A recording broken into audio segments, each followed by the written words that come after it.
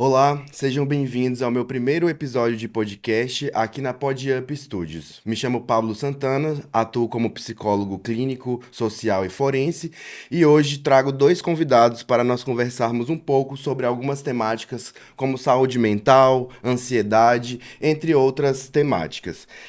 Você que está me escutando neste momento, por exemplo, já passou por algum momento de dificuldade com ansiedade, com momentos depressivos, onde o seu humor te impediu de fazer algo ou fez com que você abandonasse uma tarefa que para você era muito importante, deixou de apresentar um trabalho em sala de aula ou deixou de apresentar um trabalho em uma reunião de trabalho que seria muito importante para a sua carreira profissional?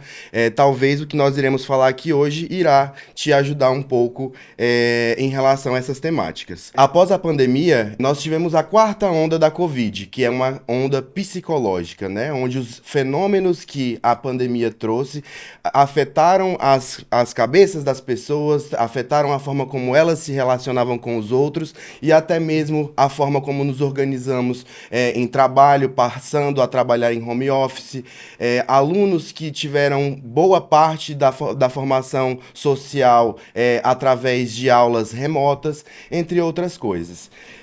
Estou aqui com a Samara Daulago, e ela que é especialista em terapia cognitiva comportamental, especialista em relacionamento e sexualidade, especialista em psicologia jurídica e inteligência criminal, pós-graduanda em terapia do esquema cognitivo, e o Nailson Andrade, que ele é licenciado em matemática pela Universidade de Brasília, formado em inglês pela Atlantic Language School, especialista em neurociência pela Universidade Estadual de Londrina e atualmente atua como professor de matemática, física e inglês, né? E realiza muitas pesquisas em alta performance. Samara, tudo bem? Obrigado por aceitar o convite e estar aqui hoje com a gente. Eu queria te começar perguntando como é a sua atuação profissional enquanto psicóloga? Primeiramente, obrigada pelo convite. É uma honra para mim estar aqui com vocês dois. Inicialmente, né, quando a gente fala sobre minha formação em psicologia, eu falo que hoje eu atuo em um campo totalmente diferente do que eu quis, né, desde o início.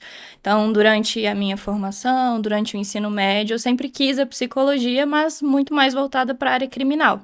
Então, passei, né, os anos ali, 4 anos de faculdade estudando propriamente nisso.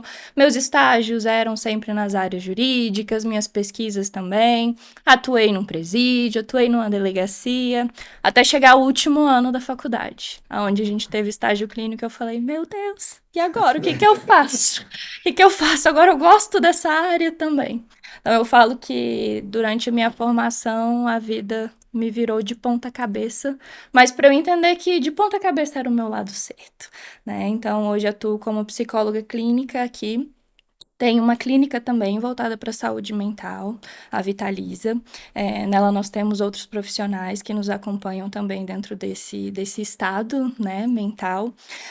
Dentro da minha formação, meu nicho hoje principal é dentro de relacionamento e sexualidade, e já estamos aqui há algum tempinho em LEM, atuando dessa forma. Quanto tempo, Samara? Mais ou menos? 5 anos, né? Vai fazer 6 anos que estou dentro dessa área e atuando também como psicóloga clínica. Nailson, obrigado por estar aqui com a gente hoje, por ter aceitado o convite, né, de participar desse bate-papo, dessa conversa.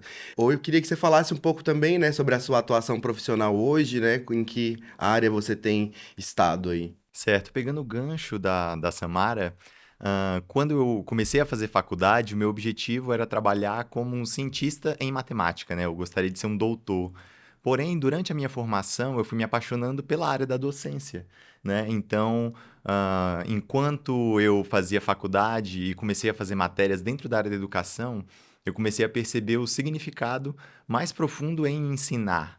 Então, eu comecei a dedicar toda a minha vida a aprender e ensinar. Então, nesse período de tempo, tudo que eu direcionei minhas energias foi para a área da docência. Então, trabalho com ensino médio atualmente, mas já trabalhei com ensino fundamental, já trabalhei com ensino superior, né? E os meus planos, eles têm de ser direcionados para isso, né? Criar novas formas de ensinar e de aprender com as nossas novas tecnologias e novos conhecimentos dentro das áreas da neurociência, inclusive do neurociência do aprendizado. Você falou dessa área, né, da neurociência do aprendizado. De que forma que isso se relaciona, Nailson, na prática ali dentro da sala de aula? Então, das coisas que eu percebo é que o sistema escolar não necessariamente está focado para otimizar o aprendizado do aluno, não é? Então, quando a gente pensa sobre aprendizado, existem várias outras variáveis que eu imagino que a gente possa discutir aqui hoje, que são correlacionadas com alta performance. Então, as coisas que me interessam é justamente aquilo que permanece com o estudante depois de um tempo que ele esqueceu aquilo que ele estudou. Por exemplo, tem muitos alunos que estudam para um vestibular e aí depois passa 2, 3 meses, o aluno já não lembra mais nada daquilo que ele viu, não é? Então, meus interesses atuais se relacionam com, né, como que funciona a nossa memória, o que de fato estimula os estudantes a querer aprender mais, né? Então, foca muito nessa área de compreender como é que a nossa cabeça funciona, que mecanismos a gente pode utilizar dentro do nosso sistema escolar, quais são as intervenções que eu posso fazer para potencializar esse aprendizado do ensino. Na clínica, Samara, você já chegou a trabalhar com algum caso que era relacionado ao aprendizado, né? Eu não sei qual que é a faixa etária, Samara, que você atende hoje. Hoje eu atendo a partir dos 16, né? Então a gente pega muito disso, né? Mas antigamente a gente pegava tudo, né? Todas as áreas, todas as idades ali, todas as faixas etárias. E eu acho que, na verdade, é um tema que a gente ainda trabalha até com o público adulto, né? Ainda mais dentro do contexto que a gente vive hoje, até com influência da ansiedade, né? Eu vejo que a nossa sociedade, assim como Bauman dizia, né? Nós vivemos em tempos líquidos. Então, dentro disso, existe muita dúvida, existe muita inconstância, né? Muitos medos, e eu vejo que, até pelo cenário em que nós vivemos hoje, essa busca profissional, essa busca por um aprendizado, a busca por você ter, né, novas orientações, ela vem sendo muito pautada também dentro dessa cobrança excessiva que a gente utiliza, né? Eu vejo que dentro disso que você trouxe sobre essas novas perspectivas, hoje, não sei se você também percebe isso, mas eu vejo que a nossa base, principalmente biológica, de sono, né, de ter um tempo de qualidade, de você conseguir praticar uma atividade física, ter uma alimentação saudável, também acaba influenciando muito nesse contexto de aprendizado, né? Então, é algo que a gente trabalha muito, né, com qualquer faixa etária ali, que eu vejo que vem ficando cada vez mais evidente. E é interessante isso porque antes de pensarmos que somos seres mentais, não é que realiza cálculos, pensa em abstrações e consegue decorar coisas, somos seres biológicos. Então, toda a área da neurociência estuda mecanismos relacionados com alimentação, com sono, com estresse, por exemplo, com questões hormonais. Então, por exemplo, muitos alunos eles chegam para mim e falam, professor, mas eu tô me sentindo muito ansioso um dia antes de realizar uma prova, né? E aí, naquele momento, é como se o mecanismo mental ele fosse mais importante do que o mecanismo biológico.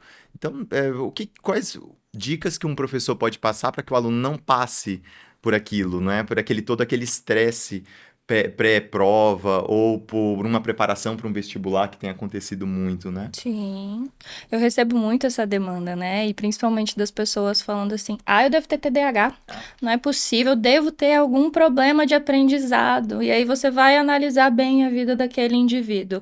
Não tem uma alimentação saudável, não pratica um exercício físico, não dorme bem. A ansiedade faz com que muitas vezes dê esses brancos, né, que eles tanto dizem. Então, como é que a gente vai, né, diagnosticar dessa forma, de uma forma superficial, né, justamente por conta de rede social, do que a gente enxerga, algo que está com uma deficiência ali justamente no básico, que muitas vezes é o que a gente mais deixa de lado, né? Exatamente, eu acho que existe uma tendência a patologização de fenômenos que muitas vezes são muito naturais, né? Por exemplo, você ficar ansioso antes de uma prova é uma coisa completamente normal, né? E muitas vezes, né, obviamente, precisamos compreender qual que é o nível de afetação que um aluno tem antes de uma prova em relação à ansiedade dele, né? Então pode ser uma coisa que seja incapacitante. Eu convivi com casos na minha própria sala de aula, vamos dizer assim, quando eu estudava, de pessoas que não conseguiram ao longo do ensino médio inteiro apresentar um trabalho, né? E nesse sentido, Nailson, como que a escola lida com esses alunos no cenário educacional, né? Dentro da escola?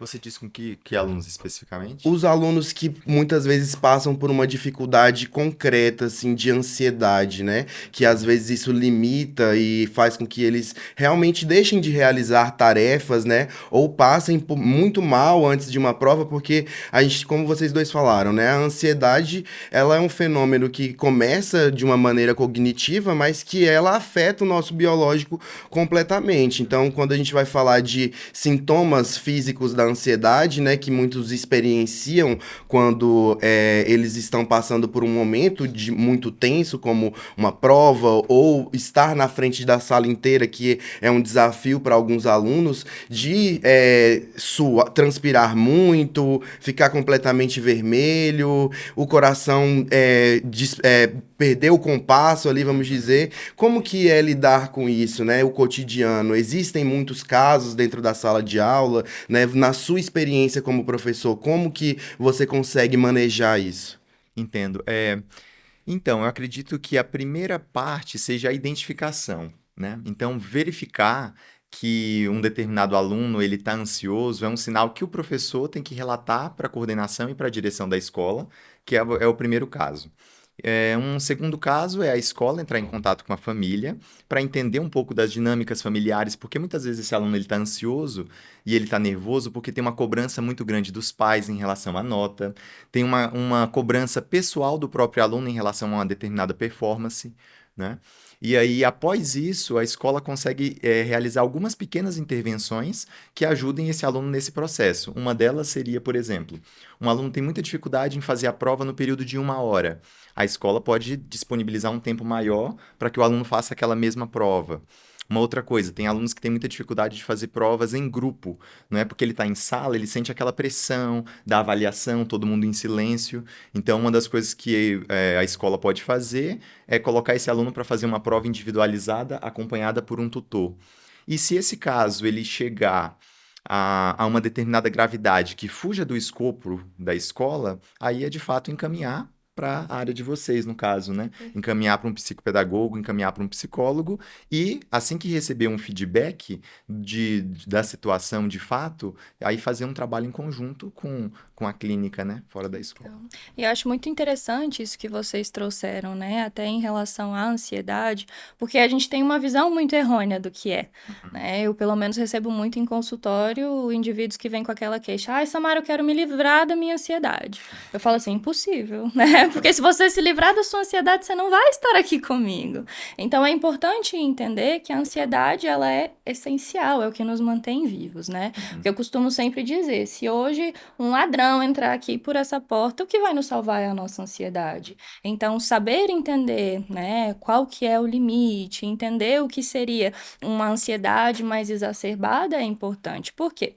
Eu falo que todos os sintomas físicos que nós temos da ansiedade, né, a sudorese, a respiração ofegante, né, os tremores, quando nós estamos vivenciando um processo muito intenso ou dentro de uma crise de ansiedade, são os mesmos sintomas de quando a gente faz um exercício físico intenso.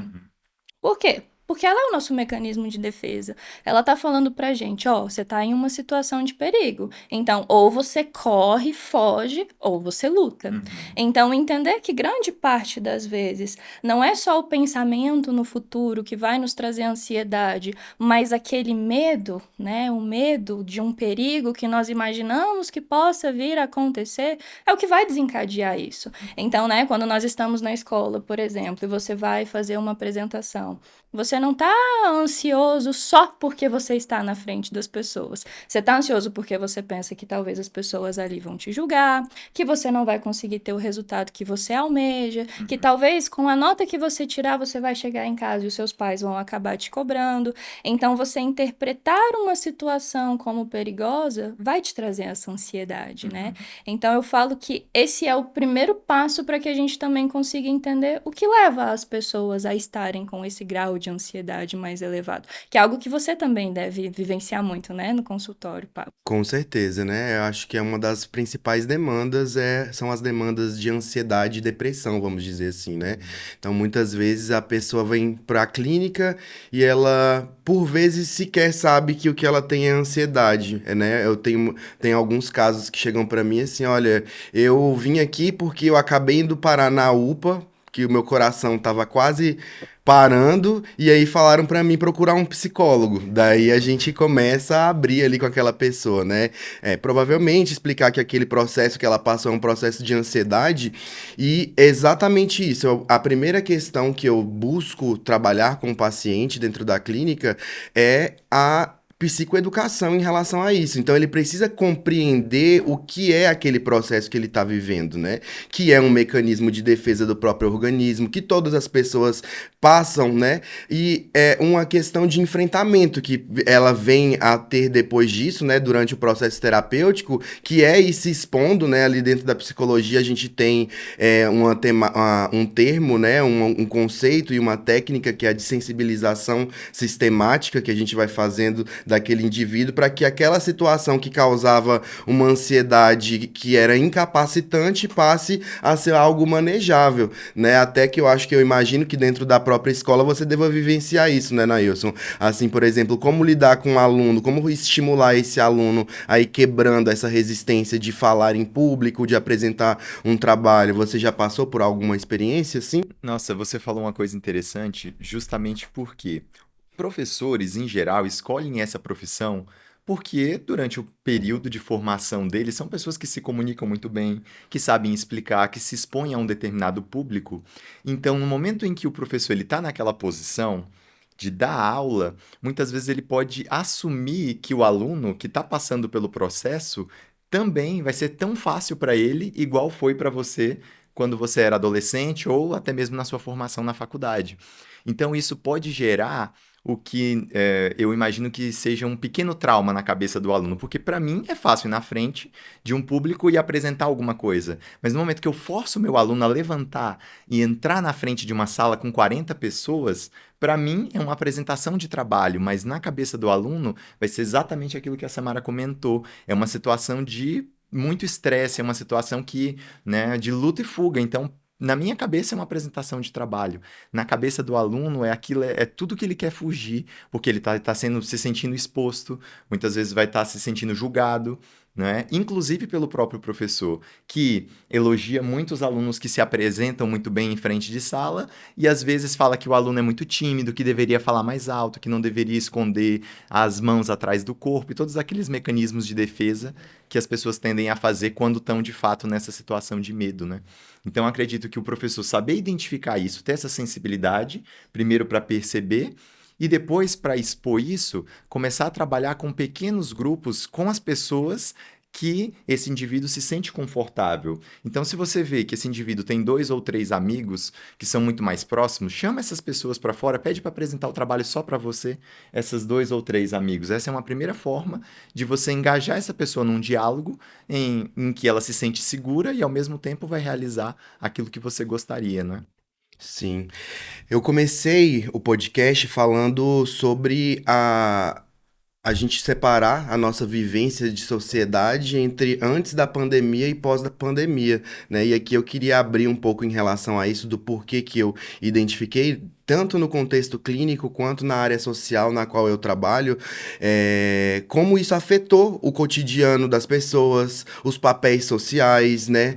A forma como o ser humano se relacionava com o trabalho, com as vivências em família, né? Por exemplo, a pandemia, ela chegou no momento e as medidas sanitárias que foram necessárias naquela época fizeram com que alunos dos anos iniciais, primeiro, segundo e terceiro ano do ensino fundamental, fundamental estivessem reclusos em casa. E era um período de alfabetização, era um período importantíssimo no que toca à formação de relação social de crianças pequenas.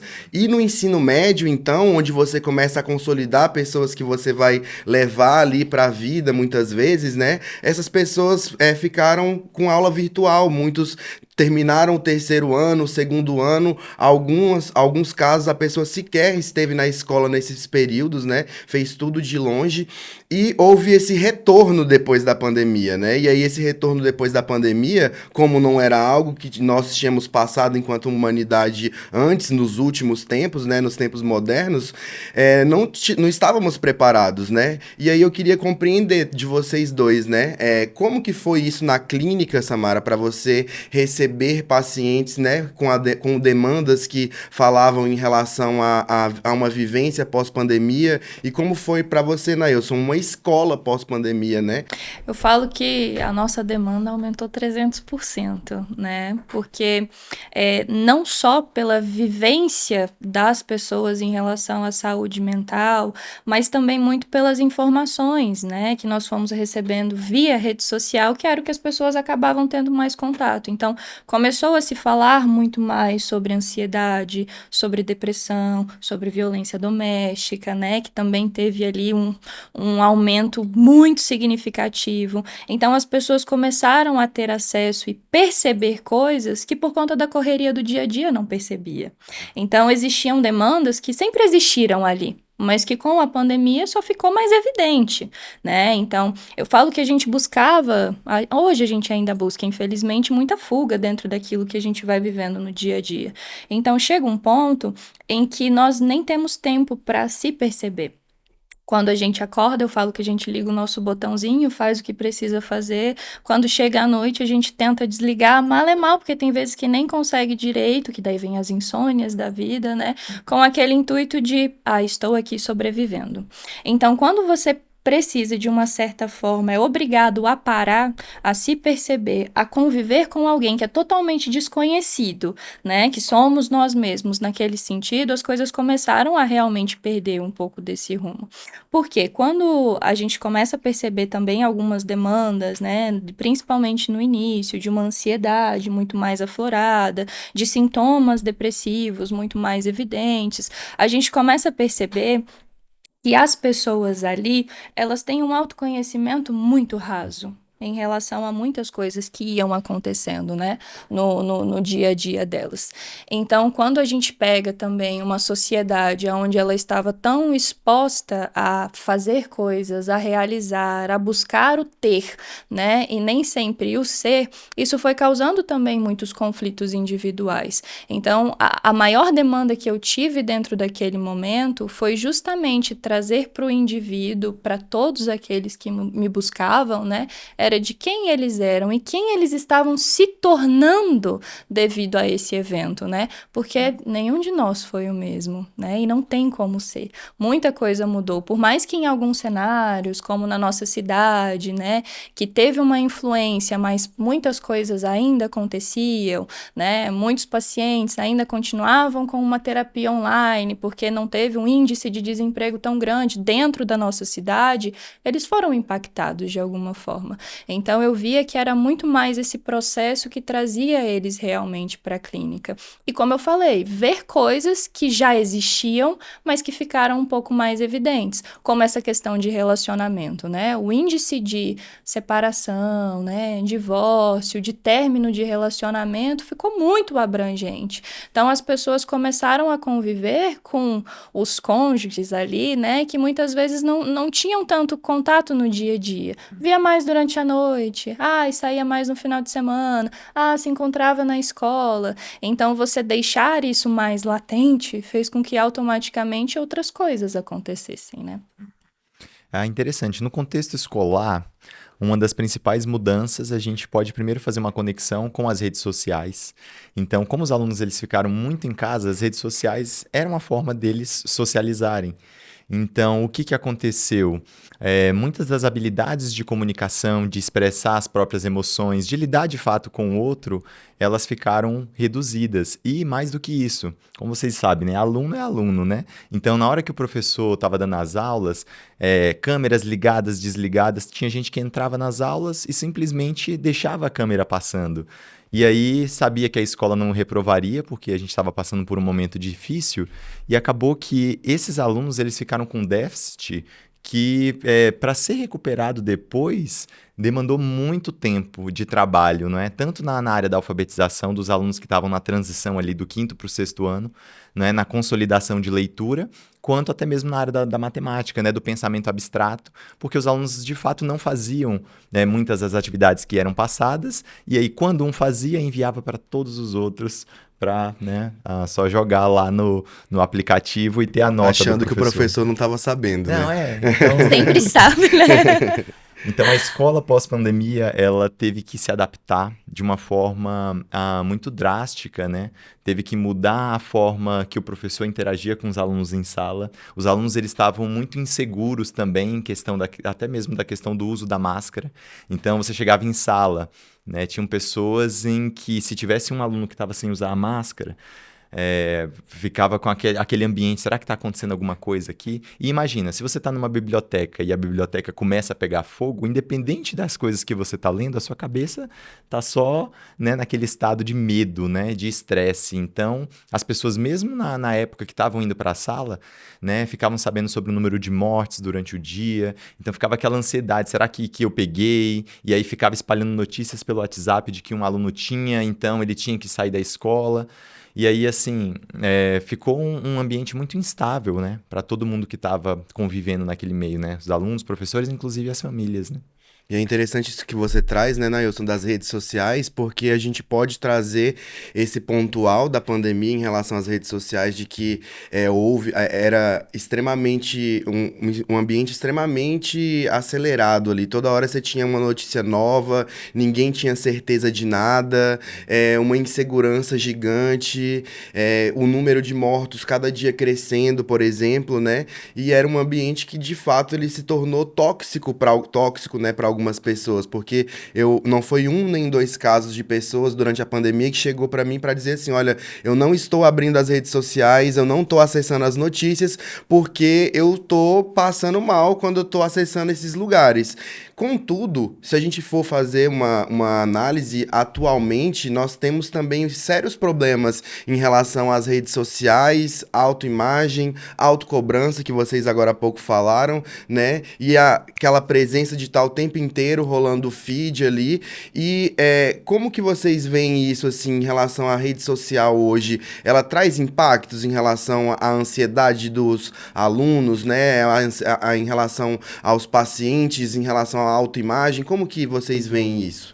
Sim, de uma forma muito abrangente, né? Eu falo que a tecnologia em geral, ela trouxe um imediatismo muito extremo, né? Eu falo que se a gente for pensar antigamente, se você queria ver um filme, você tinha que ir numa videolocadora, às vezes estava em alta, então você tinha que esperar semanas para você conseguir ver aquele filme. Se você tinha que fazer uma ligação, ou você ia discar ali, demorando até você conseguir encontrar um número, ou procurando um número numa lista telefônica, ou indo até um orelhão, né? Então, na verdade, nós estávamos habituados a ter mais paciência, né? E com a tecnologia em geral, principalmente as redes sociais, esse boom começou a fazer com que os níveis de ansiedade ficassem cada vez mais elevados, né? Então, se a gente for parar para pensar, hoje é diferente. Se você fala para mim que, nossa, você assistiu um filme muito bom, com um clique eu consigo assistir, né? Com um clique eu consigo achar um número e ligar para alguém, independentemente de onde ele esteja. E esse imediatismo fez com que esses níveis de ansiedade ficassem cada vez mais abrangentes porque a gente quer tudo agora. Eu não consigo esperar. Eu não consigo ver o trânsito ali parado. Eu não consigo chegar numa consulta e esperar alguns minutinhos pelo profissional me atender. Então, com as redes sociais, da mesma forma, eu quero mostrar tudo o que está acontecendo agora. Então, tem várias pessoas que, né, não trabalham com esse ramo de internet, mas que postam absolutamente tudo. Então, se isso aconteceu, não, a gente não vai comer esses docinhos que estão aqui, porque eu preciso tirar uma foto antes, né? né? Não, a gente não vai curtir esse momento porque eu tô, na verdade, ocupado editando uma foto que a gente tirou aqui falando que esse momento tá muito legal. Eu falo que é como se, na verdade, fosse um piquenique numa tarde de domingo, né? Por mais que a gente saiba que vai passar rápido, a gente tá muito mais preocupado com quem é que vai comer o quê, com quem é que vai sentar onde, ao invés da gente realmente perceber o que importa dentro daquele momento. Então, aumentaram as comparações, né? Espalhar fake news que fez com que absolutamente isso também ficasse cada vez mais evidente. Então fez com que a gente tivesse ansiedade, obviamente, por coisas que a gente nem tinha certeza se iria acontecer ou não. E ficar com medo de coisas que só o nosso eu do futuro poderia resolver, né? Então eu vejo que hoje as redes sociais, elas têm muito impacto na saúde mental, muito impacto, principalmente nesse sentido hoje de comparação, né? Inclusive, essa questão que você falou sobre a velocidade das coisas, ela tem um impacto significativo no aprendizado, justamente porque, para construir um determinado aprendizado complexo sobre algo, você precisa de uma determinada concentração durante um grande período de tempo. Não é? Ninguém constrói um conhecimento sólido em nenhuma área, seja uma área de leitura, seja alguma área abstrata, né, como uma área mais científica, como uma física, uma química, uma matemática, se você não dedica um determinado período de tempo para consolidar e para construir esse conhecimento. Porém, o que eu percebo, os alunos eles têm acessado o conhecimento de uma forma muito rápida através de redes sociais como o TikTok. Então, entra no TikTok e fala, vou assistir um monte de vídeos sobre triângulos, porque aquele conhecimento para ele vai ser significativo na hora que ele for fazer a avaliação dele. Ele não consegue pegar um livro e ler aquele livro porque demora muito tempo para absorver aquela informação.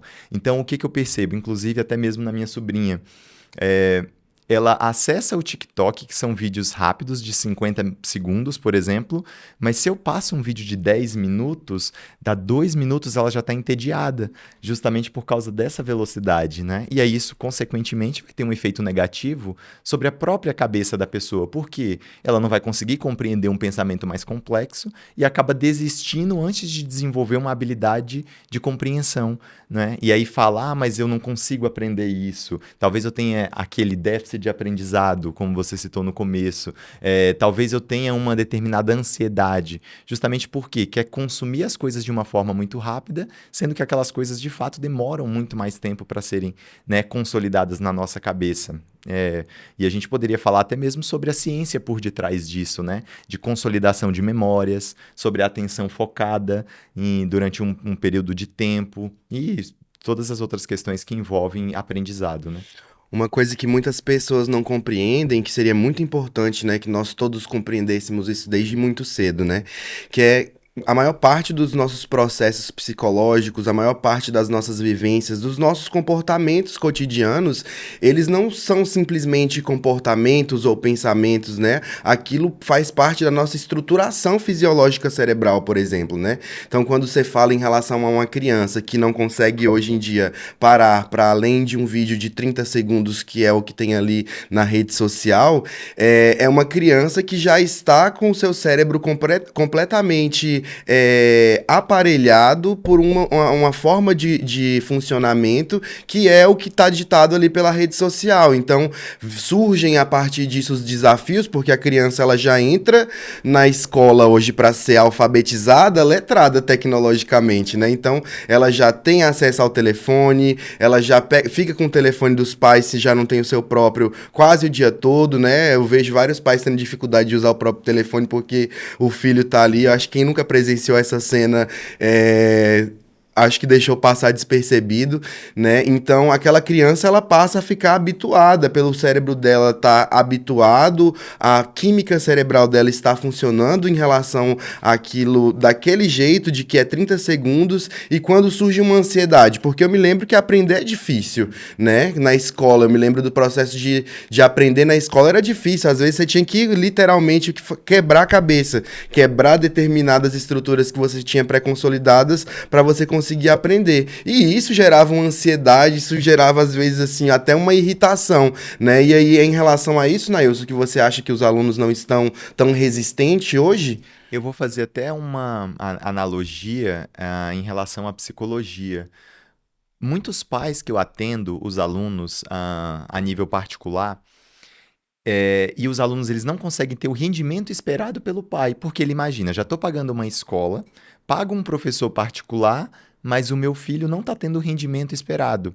Portanto, eles chegam e perguntam para mim, devo encaminhar meu filho para um neuropsicopedagogo, por exemplo? Meu filho tem algum déficit de aprendizado e o pai está doido esperando que eu, né, dê essa sugestão para ele, que chegue e fale, né, o seu filho tem esse problema, portanto, está justificado essas outras consequências disso, né? Então, acaba que, imagino que vocês devam receber muito essa demanda do pai, levando uma criança e querendo que, né, ou psicólogo ou psiquiatra, de alguma forma, consolide, né, esse pensamento que eles já levaram lá, de que a criança tem algum problema de aprendizado, né? Sim, até porque é muito mais fácil, né, a gente buscar um problema externo do que ver que muitas vezes a nossa base ali não foi consolidada de uma forma adequada. E claro que a gente também não pode culpar 100%, porque na verdade grande parte dos pais, eles utilizam essa facilidade hoje, né, de tecnologia como uma forma de sanar um pouco da falta que eles fazem, né? Então é muito mais fácil, às vezes, naquele pouco tempo que eu tenho para estar com o meu esposo, eu dar o meu celular aqui para os meus filhos e conseguir aproveitar aquele momento individual, do que às vezes eu tentar acrescentar essa criança ou de dar uma atenção individual para ela, né? Então isso vai fazendo com que automaticamente a gente tente buscar outros culpados, né? E muitas vezes a escola. Então nem sempre a gente se questiona, né, de qual que seria a nossa responsabilidade dentro de casa, mas se o meu filho não aprende, não é porque o professor é ruim, né, porque a escola não está fazendo um bom trabalho, e isso vai gerando cada vez, na verdade, mais dificuldades para que a gente consiga solucionar esses problemas de fato, né, tanto que hoje a gente percebe que, igual você trouxe, né, do exemplo do TikTok, a gente não consegue mais assistir um filme, assistir uma série. Se você começa a assistir uma série, então você tem que terminar ela naquele mesmo dia. E se você assiste um filme 3 horas, não, nem tem como. Como é que eu vou ficar sentado tanto tempo? E aí a gente associa isso ao quê? Eu sou hiperativo? Não, você só tá com um excesso de dopamina ali dentro, né, dessa situação, porque você não tá conseguindo encontrar em outras áreas. Então, por exemplo, questão de hobbies, que eu vejo muito acontecer. Na minha época, essa parte de exercício, hobbies, atividades extracurriculares que não sejam voltados totalmente para essa área escolar, era muito consolidado. Então, meus pais me estimulavam muito. Hoje, tem crianças que entregam atestado para não fazer educação física, né? Hoje, tem crianças, até adultos, na verdade, que chegam até mim e falam, Samara, eu não tenho hobby. E aí que eu levo sempre o questionamento, tá, mas você não tem hobbies ou você não se permite experimentar coisas novas? Porque o tempo que tem disponível tá fazendo o quê? Tá mexendo em rede social. O tempo que tem disponível está fazendo algo que naquele momento acredita que vai trazer uma fuga ou um prazer imediato e está esquecendo de socializar, às vezes, em outras áreas. Então, é um processo que vem ficando cada vez mais delicado. E muitas vezes eu fico com medo de como vai ficar daqui a um tempo, né? Principalmente dentro dessa área de aprendizado também. Eu vi recentemente que alguns locais, né, alguns países, algumas escolas, elas inclusive têm feito um processo de regressão da tecnologia dentro da escola, né? Eu vi muitas escolas, elas estavam trazendo as telas para dentro da sala de aula, tornando aquele ambiente completamente tecnológico, vamos dizer assim. E hoje eu vi que esse processo está sendo considerado ser realizado ao contrário, estimular mais os alunos a lerem, né, tá ali com contato físico com o livro e diminuir a tela, né? E a exposição à tela, desde muito pequeno, que acontece hoje com as crianças, né, de 1 ano, que às vezes já ficam ali vendo um videozinho ou alguma coisa passando na tela de um celular, também afeta o funcionamento, a consolidação dos processos psicológicos básicos daquela criança, né, de um adolescente ou de um adulto. Como que você vê, Nailson, isso dentro da sala de aula, assim, o acesso a telas, a celular, de que forma que os alunos se relacionam com isso? Você trouxe um ponto muito interessante que Há uns 5 anos atrás, a dinâmica era essa. Como a tecnologia está avançando tanto, vamos trazer a tecnologia para dentro da sala, não é? Então, tudo que se pensava era assim: eu quero uma realidade virtual para colocar, para aumentar o rendimento desses alunos. Eu quero realidades aumentadas. Então, quando surgiu QR Codes para os alunos pegarem, colocarem, né? Surgiram aplicativos em que você conseguia fazer uma dinâmica, que o aplicativo ele lê uma parte do livro. Isso era tudo, imaginava-se que a educação iria para esse caminho.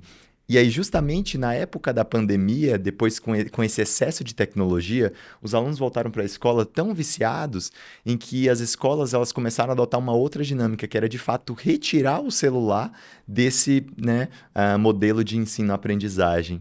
Então, tem algumas escolas, por exemplo, em que o celular ele fica, né, o aluno chega na escola, deixa o celular e só pega no final da aula. Nem na hora do intervalo o aluno tem acesso. Né? Justamente porque a escola está indo na contramão do que era esperado da era tecnológica, né? De que os alunos agora, que eles tenham um determinado celular ou um tablet, né? Fosse desenvolver a mente para essa direção tecnológica. Uma inteligência artificial fazendo uma avaliação desses alunos de uma forma muito mais consistente, realizando, né, avaliações a todo momento, câmeras em sala, tudo isso está voltando, está tendo esse backlash, né? Que é chamado, esse passo atrás, porque as pessoas começaram a perceber que estava indo muito mais rápido do que o que a gente estava dando conta para consolidar, de fato, dentro da cabeça dos alunos. E até o que você trouxe, né, de inteligência artificial. Hoje, até trabalhos, provas, atividades estão sendo feitas por esse meio. Então, a gente nem se expõe mais àquele processo de, nossa, eu vou ter que ler um livro, eu vou ter que ler um artigo, eu vou ter que buscar essa informação. Então, tem, né, muitos alunos que eu acredito que hoje façam esses trabalhos e nem sequer leem depois. E aí, como é que nós estamos formando esses futuros profissionais, né? O que realmente vai ser da nossa sociedade? Claro que a gente precisa estimular as outras áreas, até porque não há só um tipo de inteligência, né? Mas se a gente for parar para pensar em como a estrutura está sendo feita agora, se a gente não regredir, se a gente não der esse passo para trás, realmente, como que vai ser o nosso futuro daqui em diante? Praticamente assim na clínica, Samara, quando você recebe esse tipo de demanda, né? Não sei se você já chegou a ter contato com essa demanda, né? De um vício à tela, de um vício a uma rede social, que são dois fatores que interferem diretamente no funcionamento fisiológico do sistema de ansiedade do corpo humano. Como que é lidar com isso dentro da clínica? Sim, é um tópico, na verdade, muito frequente, né? Então, hoje, por essa facilidade, né, por esse imediatismo, é muito mais fácil a gente encontrar prazer nessas áreas. Só que é como eu sempre falo, todo excesso vai esconder uma falta. Então, se você tem ali um excesso muito abrangente, que seja em postar demais, usar muito a rede social, ou utilizar muito dessa tecnologia, então, o que você está tentando fugir? Né? Então, normalmente são pessoas que muitas vezes não vão ter uma vida social muito ativa, ou não vão ter uma convivência familiar muito adequada, então prefere ficar muito mais no quarto jogando videogame, fazendo, né, as suas questões individuais do que conviver dentro desse sistema familiar. São pessoas inseguras que não conseguem se relacionar afetivamente, né, no sentido social, que preferem fazer isso por rede social. Então você percebe que, na verdade, há inseguranças muito mais abrangentes. Então o primeiro passo é entender o porquê desse excesso e quais seriam essas faltas. Então, esse vai ser o primeiro ponto, para que posteriormente a gente descubra também outras fontes de prazer. Porque não adianta, vamos pegar até no contexto das crianças e adolescentes, não adianta eu falar pro meu filho que, olha, você não pode ficar nesse quarto trancado jogando videogame, se eu também não mostrar para ele que há outras possibilidades. Então, quais outras fontes de prazer o seu filho pode ter? Como é que está sendo essa busca, né, por prazeres até dentro desse cotidiano, dessa rotina, até familiar? Quais que são os eventos que nós proporcionamos para essas crianças para que elas realmente consigam se sentir bem, se sentindo feliz em estar realizando algo. Porque a nossa vida dentro da rede social é como se, na verdade, a gente fosse impondo as nossas máscaras. Então, né, nem sempre as pessoas vão postar só aquilo que está ruim. Eu não vou tirar uma foto de quando eu tô mal, postando assim, ai, galera, hoje eu não estou bem. Então, a gente começa também a gerar aquele sentido de, nossa, mas essa pessoa vive tal coisa, essa pessoa faz tal coisa, essa pessoa posta isso e aparenta estar muito feliz, então por que eu não estou conseguindo alcançar isso? Então, depois que a gente começa a entender esses motivadores, a gente vê que a base, na verdade, é muito parecida, né? Então, nesse sistema de insegurança, de autocobrança, de falta de prazer, né, em outras coisas, e simplesmente porque muitas vezes não foram expostas a isso. Então, cresceram, né, ainda mais com a pandemia, foram convivendo dentro desse sistema de tecnologia que não viram que havia outras fontes ali. No contexto, Nailson, da sala de aula, como que vocês conseguem fazer com que o aluno perceba que existe outra forma de você aprender que não seja vendo um vídeo de 30 segundos, né? Como é esse processo de convencimento? Porque eu sei que você é uma pessoa apaixonada ali pela educação, né? Pelo processo de ensino, né? Então, eu sei que para você não basta fingir que os alunos estão aprendendo. Então, como despertar isso? Como ficar mais interessante vídeos que não sejam só de 30 segundos? Eu adorei a sua pergunta, que enquanto você fazia, eu dei uma risada, porque você falou, como que você consegue? A minha resposta é, a gente não consegue. Então, na minha cabeça é, de fato, a gente não consegue. O professor, ele tá numa posição em que, se ele não for apaixonado por aquilo, para contar uma boa narrativa, para trazer uma boa história, ele não consegue mais prender a atenção dos alunos em sala. Então, uma das coisas que eu percebo, imagina, se eu chego numa sala e a sala está muito agitada, né? Muitas pessoas conversando, às vezes estão ali com o celular, é normal aquilo. Eu não posso chegar e querer já impor, falar, não, agora vocês têm que prestar atenção nisso. Então, a gente vai acalmando aos poucos, todo mundo sentando, e aí daqui a pouco você vai contar alguma coisa interessante com, de fato, uma voz um pouco mais sedutora. Então, antes de falar sobre o meu conteúdo, deixa eu contar uma curiosidade para vocês. Vocês ficaram sabendo sobre... E aí o aluno ele já começa a sintonizar a cabeça dele com aquilo que você está, né, trazendo naquele exato momento. Porém, se você entra em sala de aula e fala, mas essa turma está conversando muito, todo mundo faz silêncio, eu quero falar, o aluno ele já cria esse bloqueio, essa resistência em relação a você. Então, aos poucos, se você for prendendo a atenção dele com isso, então no meio você solta uma piada, no meio você conta uma história, no meio você mostra o quanto que você é apaixonado por aprender aquilo. Então, acho muito, muito interessante uma frase de um educador que ele fez parte da minha formação, que ele fala assim, a gente não absorve o que o professor fala, a gente absorve o que o professor é, né? Então, naquele momento que você está falando, a informação, de fato, não é o que chega no ouvido dos alunos, mas aquilo que você transmite com a sua energia, com os seus pensamentos, com a sua forma de se expor, é aquilo que vai ficar na memória do aluno, não é? Porque se a gente for pensar bem, claro que existe prova que a gente precisa realizar dentro de um sistema, existe um determinado currículo nacional que a gente precisa seguir, mas o aluno que está em sala vendo você, ele não sabe da BNCC, ele não sabe sobre as diretrizes bases, ele não sabe sobre as leis da educação, nada disso. Para ele, quando ele olha para você, você é a representação da matemática para ele naquele momento. Então, o professor ele tem que sair um pouco dessa posição abstrata, que é pensar, eu sei isso, eu dominei isso, eu passei anos estudando isso, logo vocês estão numa posição de receber todo esse conhecimento. Acredito que não. Acredito que naquele momento o professor ele tem que funcionar muito mais como um sedutor, um poeta, um inspirador, um contador de histórias, né? E aí isso faz com que o aluno ele se apaixone pela matéria porque ele vê a paixão do professor ao ensinar aquela matéria, mais do que necessariamente a matéria em si, né? É Então, interessante esse ponto que você está colocando, que isso se parece muito com algo que nós na psicologia precisamos também desenvolver com os pacientes, que é o rapport, né? Então, assim, eu acho que para o professor, pelo que você está me falando, assim, olha, o professor ele precisa desenvolver esse rapport, uma relação de empatia, uma relação de respeito, de compreensão, para que o aluno possa acessar esse conhecimento que o professor está querendo trazer ali, né? E é fácil, Nailson, fazer esse processo de rapport com os alunos, como que é no cotidiano? então, aí eu acredito, ó, a palavra fácil, eu acho que ela não é a palavra adequada, não é fácil. Porém, quando você gosta daquilo que você faz, eu acredito que fica fácil, porque você tem justamente toda aquela zona de prazer que ela vem porque você está fazendo algo que é maior do que você, né? Então você sente um determinado sentido, você vê um determinado propósito naquilo que você está fazendo.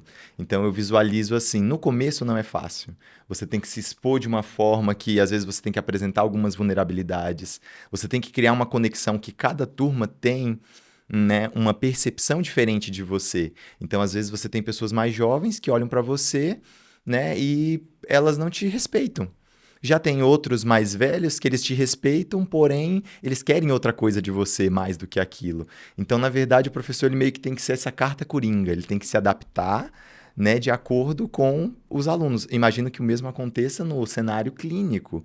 Você é o psicólogo de uma pessoa, quando essa pessoa está falando sobre você, ela fala sobre essa relação que ela tem com você dentro da clínica, mas com certeza você se apresenta de uma forma diferente para um determinado outro paciente, não é? Porque naquele momento, imagino que seja aquilo que seja necessário para realizar o processo terapêutico. Com certeza, e eu acho que assim, não sei como foi a sua formação completa, né? Mas eu sempre priorizei muito essa questão de vínculo terapêutico, né? E dentro da faculdade, pelo menos na minha experiência, eu ouvia muitos professores que falavam: olha, mas você não pode ser tão afetuoso com o seu paciente. Olha, se seu paciente estiver na rua, você não pode cumprimentá-lo. Olha, se você tiver um paciente ali na sua frente e, sei lá, ele quiser um abraço, ele pedir para te dar um abraço, você não pode fazer isso. Então, por muito tempo, eu me questionei. Eu falava: gente, mas eu não sou assim, eu não consigo ser assim. Não tem como eu estar aqui de frente com o meu paciente, ele mostrando toda a vulnerabilidade dele, e eu fingir que isso não me toca de alguma forma, porque naquele momento eu estou ali para ele. Então, se o meu paciente olha para mim e fala: eu posso te dar um abraço? É claro que ele pode me dar um abraço, porque eu sei que dentro daquele momento eu sou a pessoa que ele está, às vezes, quebrando super, hiper, megas barreiras para ele conseguir me trazer o que ele sente dentro daquele momento. Então, tem aqueles pacientes que, obviamente, você, né, vai ter um posicionamento diferente, tem outros que você vai conseguir trazer essa abertura, né, da mesma forma que eu ouvia muito: você nunca pode dar nenhum exemplo da sua vida para esse paciente. E muitas vezes você expor que, olha, eu também já vivenciei esse processo e eu consegui enfrentar isso. Eu sei que você vai conseguir também. Faz com que ele também te enxergue como um humano. Porque uma das dificuldades que eu senti até nos meus processos, né, com outros profissionais, né, ali antes de me formar e tudo, era ter essa visão de que era uma pessoa superior a mim. Então, eu preciso procurar essa pessoa porque ela vai me orientar, porque ela é um exemplo e eu não posso decepcionar esta pessoa, digamos assim. E eu vejo que com o professor acontece muito, né? Eu dei aula durante 7 anos. E tinha momentos dentro das minhas aulas em que a última coisa que meus alunos queriam era saber do conteúdo.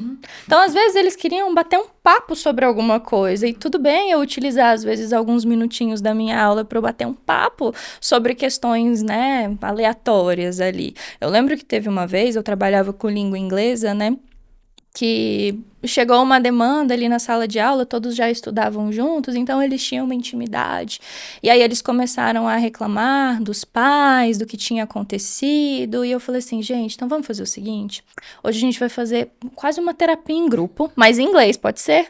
Então a gente vai conversar, a gente vai debater, amanhã na outra aula a gente vai fazer o que está aqui exposto no livro, mas hoje a gente vai falar sobre isso. Mas aí vocês vão ter que ter um combinado comigo, vocês vão fazer a atividade que na próxima aula a gente vai corrigir todo mundo junto, pode ser?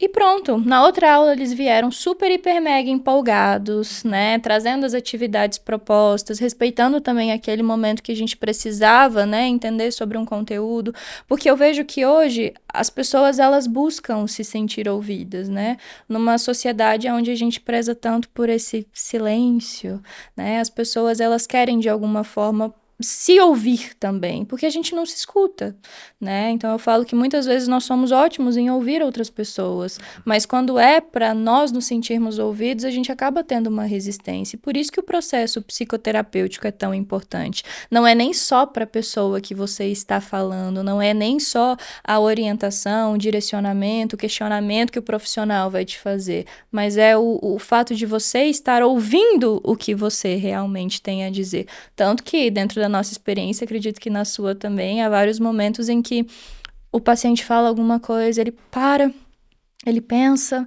e ele fala, nossa, não acredito que eu falei isso. Ou, nossa, eu nem sabia que eu pensava isso. Então, por tanto tempo, a gente tenta calar realmente essas vozes, né, que estão dentro da gente, que faz com que a gente acabe se engolindo também. É interessantíssimo isso que você traz, Samara, porque de fato, né, a gente ali durante a formação, às vezes, alguns professores, né, que talvez nem passam ali pelo processo da clínica, né, estão na leção, trazem esse conceito de que o psicólogo é essa pessoa intocável, de que ela, né, outro dia alguém falou assim, ah, mas eu não posso ser psicóloga porque aí eu ia chorar junto com a minha paciente. E eu falo assim, a gente é humano, obviamente que a gente aprende a estar estável diante de uma crise do paciente, mas se tocar com o que o paciente fala, dar um abraço se aquele paciente pede, né? Isso não te desqualifica enquanto profissional, muito pelo contrário, eu acho que te coloca numa posição de relação terapêutica que favorece o processo terapêutico. E eu digo isso para além do meu trabalho no SUAS, né, no Sistema Único da Assistência Social, ali ainda mais eu preciso às vezes sair do meu local de psicólogo, pegar na mão dessa pessoa e caminhar com ela durante uma jornada até falar assim, agora você vai lá e realiza o seu e faz a sua parte. Mas muitas vezes a pessoa está num nível de fragilização, de foi tão quebrada ali ao longo da vida por algumas coisas que aconteceram com ela, que ela não vê outra saída, a não ser que alguém possa falar para ela, sim, tem uma saída, eu vou pegar a lanterna aqui e vou junto com você iluminando até a gente encontrar ali a ponta. Você tocou num ponto que eu queria voltar, Samara. Você falou assim, né? As pessoas. É importante saber ali o momento de procurar a terapia. Quando a gente estava falando da ansiedade, né? Por exemplo, que é algo que atravessa a depressão, atravessa alguns transtornos psicológicos e psiquiátricos, né? Que a gente precisa saber o momento de ir atrás. Quando que é o momento de procurar a psicoterapia? Eu costumo falar que vai muito da intensidade e da frequência, né? Se você tem essas duas áreas e você percebe que está mais abrangente do que aquilo que você considera o normal, já é hora de você buscar, né, esse auxílio. Porque hoje as pessoas, elas identificam ainda, infelizmente, de que os profissionais de saúde mental, eles precisam ser buscados apenas quando você tem um transtorno, né? Então, por mais que a gente perceba que, claro, é uma das demandas que a gente atende, não é só isso.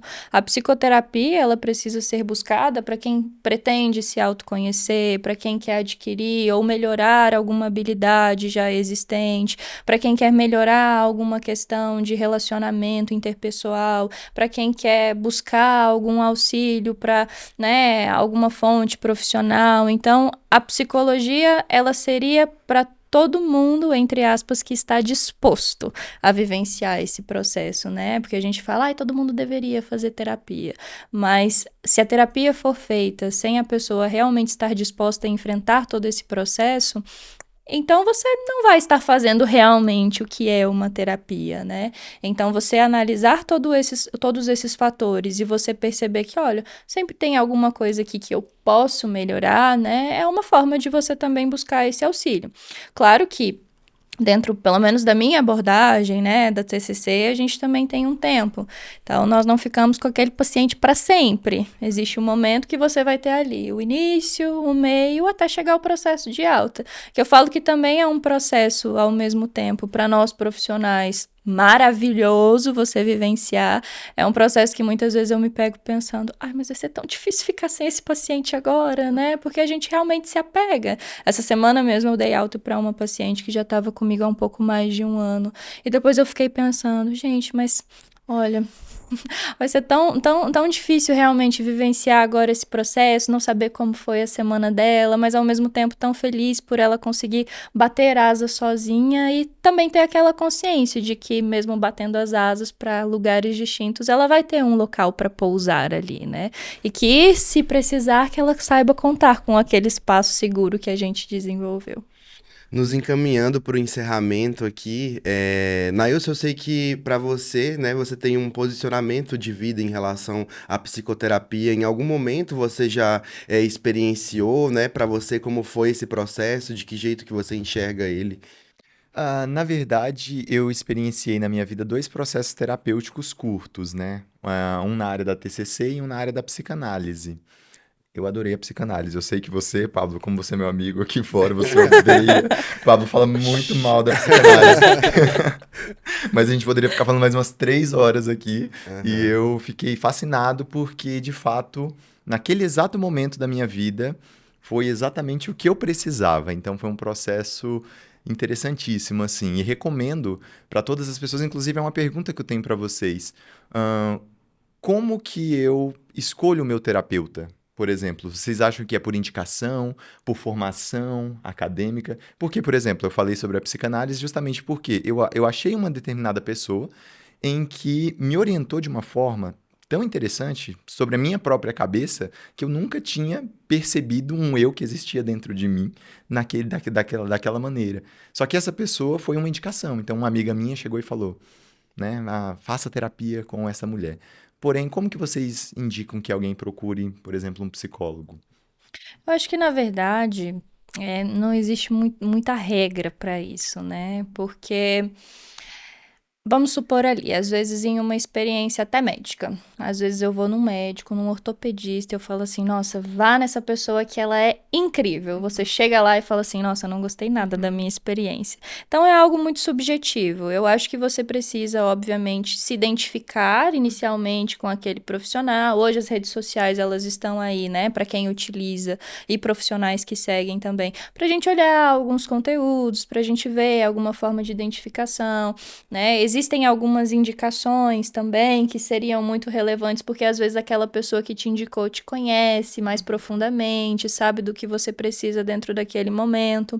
O que não pode acontecer é a gente pegar, às vezes, uma experiência que não foi tão boa e acabar atribuindo como se todos os profissionais ou todas as experiências que você tivesse, né, acabassem por ser da mesma forma.